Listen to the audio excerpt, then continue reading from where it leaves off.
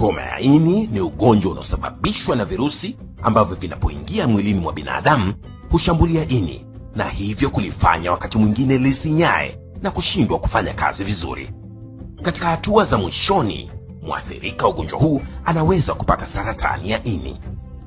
Homa ya ini husababishwa na virusi ambavyo vipo katika makundi matano, yani A, B, C, D na E. Virusi vya kundi aina ya B, C na D huenezwa kwa njia ya kuchangia matumizi ya sindano na vitu vingine vyenye ncha kali.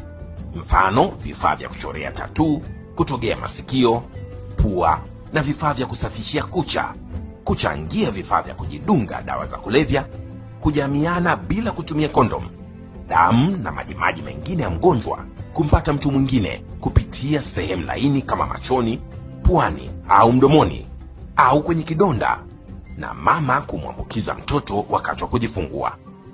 Pamoja na virusi hivi, pia athari kwenye ini zinaweza kusababishwa na matumizi ya dawa za hospitali kiholela bila kufuata ushauri kutoka kwa mtoa huduma za afya, matumizi ya dawa za asili au mitishamba ambazo hazijasajiliwa na kuthibitishwa ubora wake, na matumizi ya pombe kupita kiasi.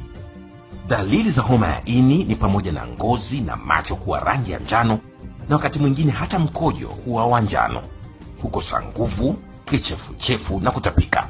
Dalili zingine ni homa, tumbo kuuma upande wa juu kulia, kupungua uzito, kuumwa kichwa na mafua.